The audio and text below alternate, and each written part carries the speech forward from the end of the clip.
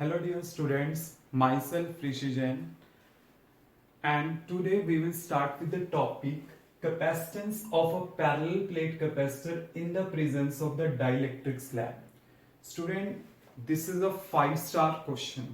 ये मत समझना कि ये एक 5-स्टार चॉकलेट है, 5-स्टार चॉकलेट नहीं, ये मैं बात कर रहा हूं कि ये जो आर्टिकल है हमारे पास, this is very very important article from examination point of view. So we have to do derivation for this article but carefully, क्योंकि इसमें अगर जरा सी मिस्टेक होगी तो ये आर्टिकल हमारा डैमेज हो जाएगा. Clear student? तो सबसे पहले हमने क्या करना है, इसका डायग्राम समझना है. हमने जस्ट यहां पे क्या लेनी है, दो पैरेलल प्लेट्स लेनी है.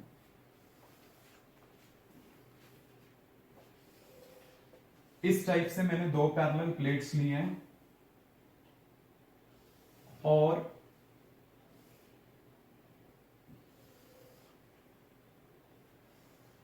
ये उन दोनों के बीच में एक डाइलेक्ट्रिक को प्लेस किया.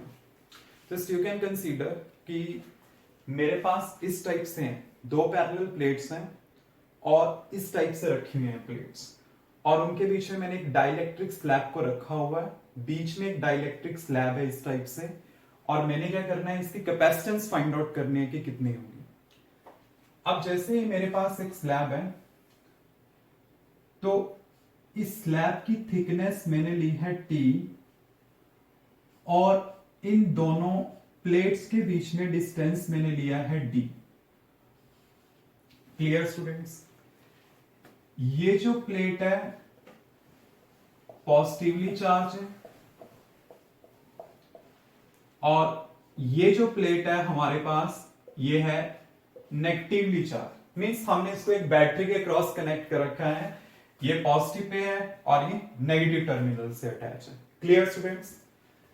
अब ये पॉजिटिव क्या करेगा, इसमें से नेगेटिव को अपनी साइड अट्रैक्ट करेगा, जो मैंने आपको पोलराइजेशन में समझाया था, by leaving positive on other side. ये हमारे पास आ गया. अब आपको पता है इलेक्ट्रिक फील्ड का डायरेक्शन क्या होता है, पॉजिटिव टू नेगेटिव. तो यहां पे इलेक्ट्रिक फील्ड का डायरेक्शन हमारे पास पॉजिटिव टू नेगेटिव इस टाइप से होगा. क्लियर? और यहां पे डायरेक्शन हमारे पास इस टाइप से होगा.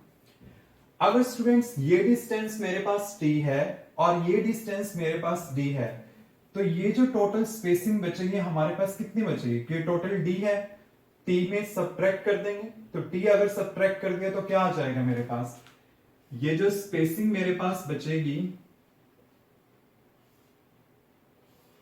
ये कितनी बचेगी, d minus T. Clear students? अब स्टूडेंट मेरे पास यहां पे जो इलेक्ट्रिक फील्ड मैंने अप्लाई करी है, लेट इट बी कि वो मैंने कितनी अप्लाई करी है, ई नॉट इलेक्ट्रिक फील्ड अप्लाई करी है, कि जो एक्सटर्नली अप्लाई करी है. तो देखिए हम इसको किस टाइप से करेंगे,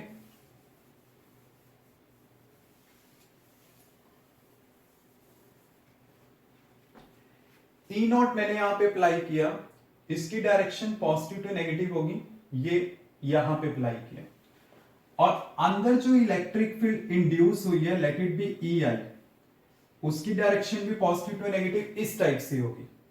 अब इसकी वजह से ये इलेक्ट्रिक फील्ड इंड्यूस्ड हुई है, तो नेट इलेक्ट्रिक फील्ड क्या होगी हमारे पास, ई not minus E I.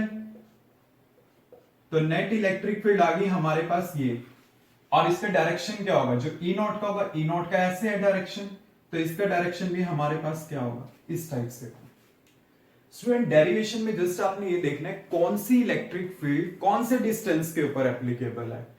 As you know कि हमारे पास जो ई नॉट है, यहां पे सिंपल स्पेसिंग है, ये भी स्पेसिंग है, तो ई नॉट जो एप्लीकेबल है वो डी माइनस टी के ऊपर एप्लीकेबल है, मींस इस डिस्टेंस पे और इस डिस्टेंस पे. और जो ई इलेक्ट्रिक फील्ड है वो इस डिस्टेंस मतलब टी के ऊपर एप्लीकेबल है. ये हमें पता होना चाहिए डेरिवेशन के लिए. मतलब ई नॉट डी माइनस टी के ऊपर एप्लीकेबल है, और जो ई मेरे पास है वो इसके ऊपर एप्लीकेबल है. अब आपको सिंपल सा एक कॉन्सेप्ट पता है इलेक्ट्रिक फील्ड जो होती है वो क्या होती है, पोटेंशियल पर यूनिट लेंथ। तो पोटेंशियल क्या आएगा, इलेक्ट्रिक फील्ड इनटू डिस्टेंस। मतलब ये वाला कॉन्सेप्ट हमने यहां पे यूज करना है। कौन सी इलेक्ट्रिक फील्ड कौन से डिस्टेंस के ऊपर एप्लीकेबल है। तो देखिए आपके पास यहां पे जो V होगा वो किसके इक्विवेलेंट होगा, E नॉट तो एप्लीकेबल है D माइनस टी पे। तो मैंने लिखा E not D minus T, और E है इस पे T पे एप्लीकेबल है, मतलब प्लस E इंटू टी। ये हमारे पास है। अब देखिए आपके पास E not D minus T plus ये जो E है इसका वैल्यू होगा E नॉट बाय के bye into T. E not is a electric field in the presence of vacuum, और K हमारे पास क्या होगा, डाइलेक्ट्रिक कांस्टेंट होगा। Clear students. तो हमारे पास ये रेशियो यहां पे आ जाएगी। अब आपने क्या करना है, यहां से E नॉट को कॉमन लेना है। आपने E नॉट को कॉमन लिया तो यहां पे क्या आ जाएगा, D minus T plus T by K. तो आपके पास ये इलेक्ट्रिक फील्ड आ गई। अब इलेक्ट्रिक फील्ड पॉजिटिव और नेगेटिवली चार्ज प्लेट्स के बीच में कितनी होती है हमारे पास, क्या इलेक्ट्रिक फील्ड होगी यहाँ पे। आपने पहले आर्टिकल किए हुए हैं गॉस थ्योरम में, सारे गॉस थ्योरम के एप्लीकेशन में किए हुए हैं। तो E नॉट का वैल्यू क्या होगा हमारे पास, V equal to sigma by epsilon naught D minus T plus T by K. ये हमारे पास आ जाएगा। Sigma is a surface charge density, epsilon naught आपको पता ही है। तो आपके पास क्या आ जाएगा यहां पे, V equal to charge per unit area. तो हमारे पास ये आ गया D minus T plus T by Q. ये हमारे पास आ जाएगा। Clear students. अब देखिए आगे इसमें आपने क्या करना है, मैं यहां पे Q बाई वी को इस साइन और इसको इस sign, A epsilon not divide by D minus T plus T by K. इसको मैं इस साइड ले गया, इसको इस साइड ले आया, और ये मेरे पास आ गया Q बाई वी। और आपको पता है Q बाई वी मेरे पास क्या होगा, कैपेसिटेंस। तो इसे मैं लिख लेता हूं Cm। Cm means in the presence of the medium. तो आपके पास ये आ जाएगा। तो Cm मेरे पास क्या आ गया, A epsilon not divide by D minus T plus T by K. अब स्टूडेंट कुछ बच्चे क्या करते हैं एग्जाम्स के अंदर यहां तक भी ड्राइव करके आ जाते हैं, तो यहां तक भी ठीक है, क्योंकि आगे थोड़ी सी कंफ्यूजन क्रिएट हो जाती है। बट होता क्या है कि हमारे कहीं कॉन्सेप्चुअल प्रॉब्लम है, न्यूमेरिकल प्रॉब्लम है, उसके लिए हमें इसे आगे भी ड्राइव करना पड़ेगा। अगर आप यहां तक करना चाहते हो then there is no problem in the derivation, but आपको वैसे ये आर्टिकल आगे भी प्रोसीड करना पड़ेगा। तो आप कैसे करोगे, देखिए Cm equal to A epsilon naught D। आप इसमें से क्या करो, T कॉमन ले लो विद नेगेटिव साइन। मैंने माइनस T कॉमन लिया, 1 माइनस 1 बाय के, यहां पे ये आ जाएगा। जस्ट मैंने क्या किया, माइनस कॉमन लिया तो यहां पे माइनस साइन आ गया, और टी दोनों में से कॉमन आ गया, ये मेरे पास आ गया। अब इन द नेक्स्ट स्टेप आपने क्या करना है, A epsilon not divide by D again common ले लो, 1 minus T by D, 1 minus 1 by K. ये हमारे पास आ जाएगा। Clear students. जस्ट मैंने D कॉमन लिया, T बाय डी आ गया। अब A epsilon not divide by D क्या होता है, capacitance of the parallel plate capacitor in the presence of vacuum.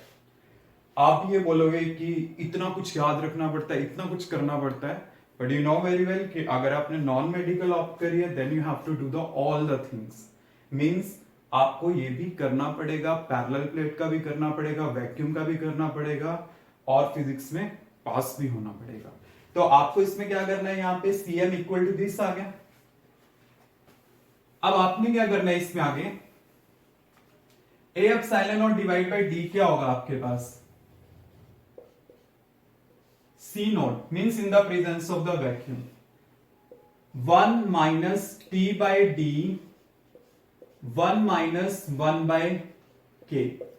तो ये हमारे पास इसका फाइनल आंसर आ जाएगा। And you know very well कि ये जो टोटल फैक्टर है ये 1 में से सब्ट्रैक्ट हो रहा है, तो इसका मतलब क्या है कि आपके पास ये जो वैल्यू है नीचे की वो लेस देन 1 है। अगर नीचे की वैल्यू लेस देन 1 है तो ओवरऑल ये क्या बन गया, ग्रेटर देन 1 बन गया। मतलब क्या है कि अगर मैं सपोज करो इस सी नोट को यहां पे शिफ्ट कर दूं, यहां पे 1 लिख देता हूं, तो यहां पे ये वाली वैल्यू लेस देन 1 है तो ओवरऑल क्या हो गया, ये ग्रेटर देन 1 होगी। अगर ये ग्रेटर देन 1 होगी तो इसका मतलब क्या आ गया, Cm by C naught greater than 1। तो इसका मतलब क्या हो गया, Cm greater than C naught. और ये चीज मैंने आपको ऑलरेडी बताई है कि जो कैपेसिटेंस होती है इन the presence of the medium always greater होती है। यहां पे डाइलेक्ट्रिक है तो मेरे पास ग्रेटर आ गई, क्योंकि ये क्वेश्चन आपके पास एग्जाम में ऐसे भी आया हुआ है, you have to show capacitance of the capacitor in the presence of the dielectric medium is increases. So you have to do the derivation. After the derivation you have to show कि this factor is less than 1, तो overall ये वाला relation क्या हो जाएगा, greater than 1। अगर ये greater than 1 हो गया तो इसका मतलब Cm क्या आ गया, ग्रेटर देन C नोट आ गया। क्लियर स्टूडेंट्स, Cm क्या होगा, ग्रेटर देन C नोट आ जाएगा। अब देखिए आगे हमने इसमें क्या डिस्कशन करनी है। मेरे पास स्टूडेंट यहां पे रिलेशन आया था Cm equal to C naught 1 minus T by D 1 minus 1 by के।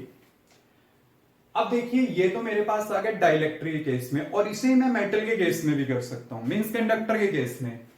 अगर मैं कंडक्टर का केस ले लेता हूं, मींस जिसमें फ्री इलेक्ट्रॉन्स अवेलेबल हो, तो याद रखना उसके लिए k का वैल्यू ऑलवेज क्या होता है, इंफिनिटी। डाइलेक्ट्रिक कांस्टेंट इंफिनिटी होगा।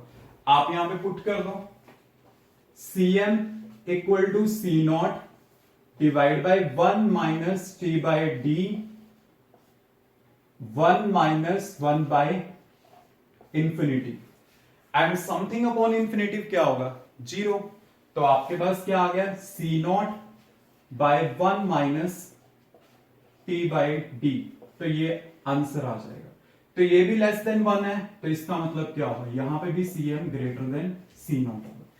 तो ये कंडक्टर्स के लिए हो जाता है। वैसे तो हमारे सिलेबस में इसकी अलग से भी डेरिवेशन दी हुई है, बट आपको पता है कि एक्स्ट्रा मेहनत करने का क्या फायदा। वैसे भी 12th की फिजिक्स पढ़ने का दिल नहीं करता, तो इतना करें तो बेटर रहेगा कि डाइलेक्ट्रिक किया और उसके बाद इसमें इंफिनिटी पुट कर दिया।